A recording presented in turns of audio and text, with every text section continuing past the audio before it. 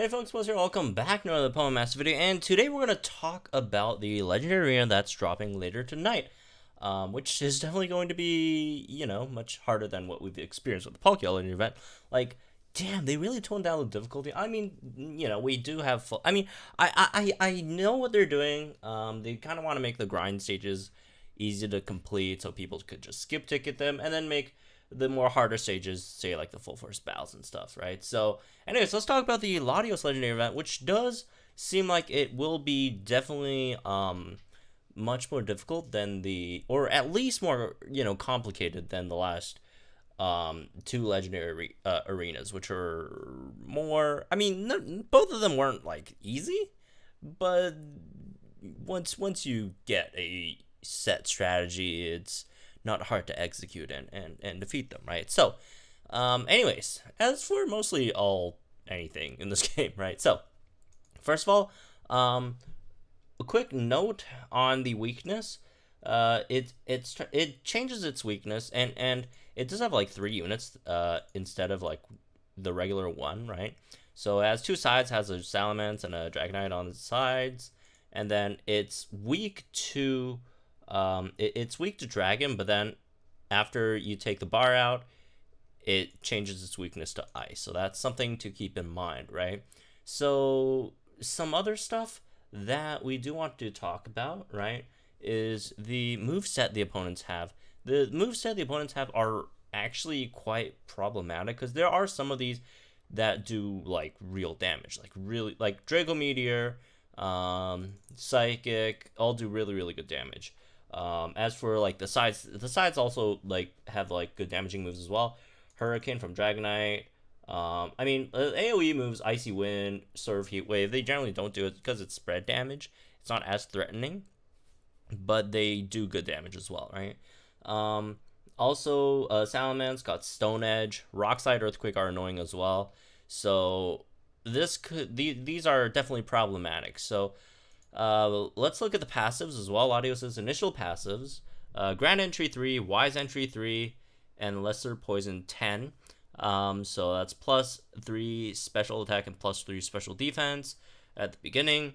And then as for Dragonite's initial passives, got All Ramped Up 1 and Dauntless. Can't lower its special attack, and then plus 1 special attack to all allies when a move is successful. So every time it uses a move, it gives plus 1 special attack to the whole team, which is not really good. And that definitely does remedy the, assuming Latios doesn't get Dauntless either, right? Does remedy the special attack drop from Latios's Draco Meteor, right?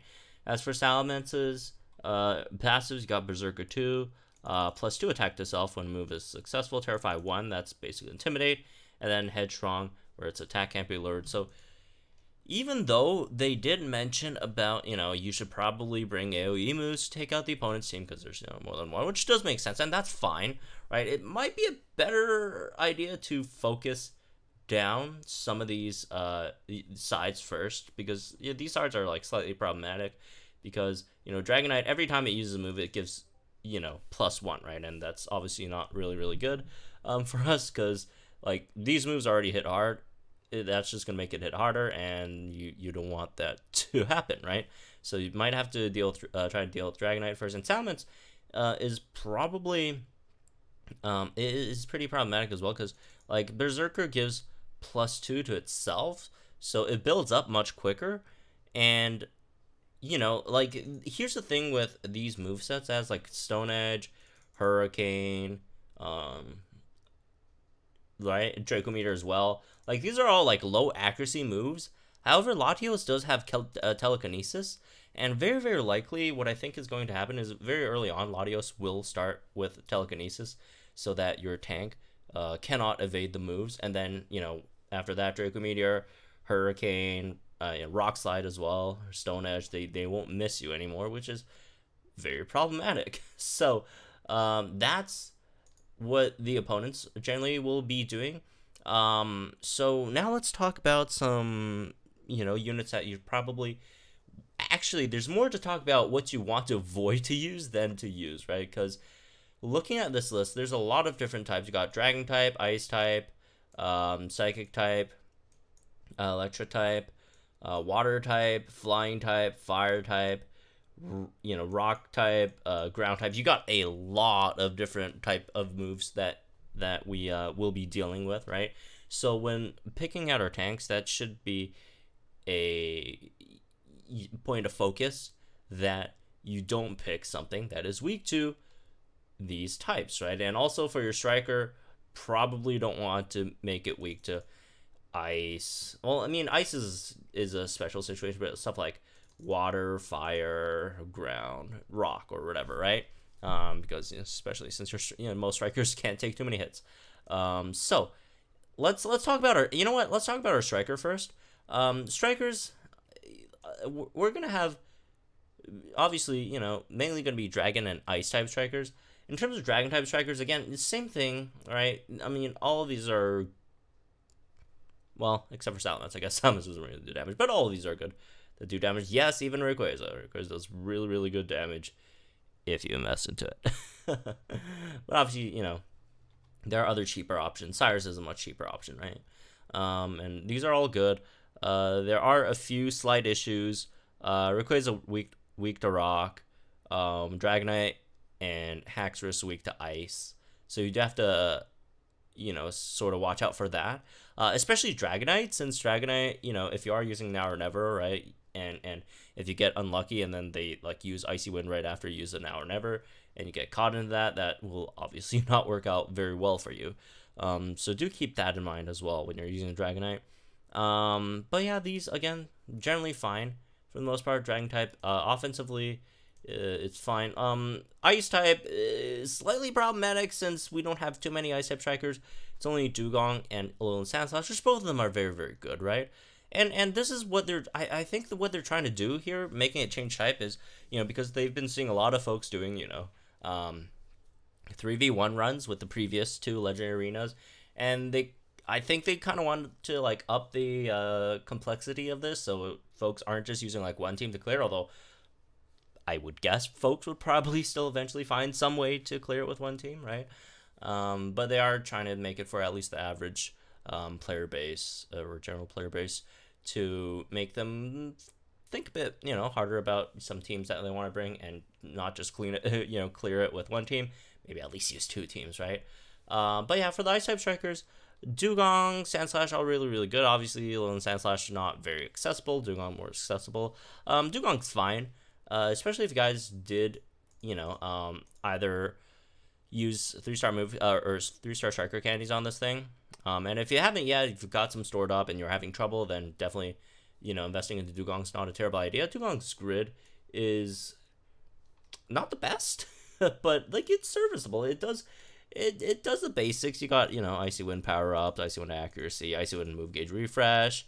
Frozen Synergy 16 sounds very, very enticing. However, do keep in mind, trying to freeze an opponent is very, very difficult. Obviously, you can run, there are some decent freezers in this game. Stuff like a Lapras, which has a AoE Blizzard freeze with hostile environment and stuff like that, right? It also, even a little Sandslash with the whatever the grid thing was called. I don't remember what it was called again. The one on the Icicle Spear. Let's see. Sandslash. Cold Snap 2, right? So that's that offensively. Defensively, it's a bit more tricky because again, there's just so many types you have to be aware of, right? Dragon Week is not too much of an issue defensively, because there really aren't any tanks that are Dragon Week, right? Icy Wind, you don't have that many tanks that are weak to ice either, but you do have Dragonite and Haxorus, who are strikers that are weak to ice. Moving on, Twister, don't have to really worry too much about. Psychic Weak, there aren't too many tanks that are Psychic Weak. I guess Viper, right? But Viper's not. Viper's a fine tank. It's just not that great in comparison to a lot of much better tanks. Electric is a problematic one, because Electric, you have Starmie, right, which is a great tank, and one of the best tanks in the game, which is Milotic. So that could be very problematic. Samrock can take some hits. I won't really call it a tank, but definitely there could be people who are running Samrock who are trying to use some of those, physical dragon type strikers. That would definitely help in that situation. But again, weak to electric could be a slight issue here as well. And for like the 5 of you out there who have like artillery, I guess. Anyways, yeah, that's. Also, could be slightly problematic for folks who are running Pelipper. If you are running Pelipper with Rayquaza or Kingdra, that could be a slight issue as well. Shouldn't be that big of a deal. Will Zatu also a decent tank, I guess, to an extent. Moving on, we got the Dragonite moves. Surf, Water Weak is, yeah, not good either. Steelix, that's a big one. Although, okay, here's the thing with Steelix though. Like, it's a good tank, but like I wouldn't worry too much about using Steelix here because like all of Latios' moves, literally every single one of them are special moves, right? There are like a few physical moves here and there from the sides. Salamence is all physical, right? But like generally, like Steelix should still be fine there. It's just not that great. I mean, like its special defenses, it's okay, 185, I guess, but like again, we probably don't want to run it over some other better tanks, right? But there are some other ones, Lycanroc, especially if you're running any physical strikers, that could be an issue. Torkoal if you're trying to run that, right? Although again, none of these three, like these are decent tanks, but none of these three are like huge like priorities to use in this case because again, just most of their moves are just special, right?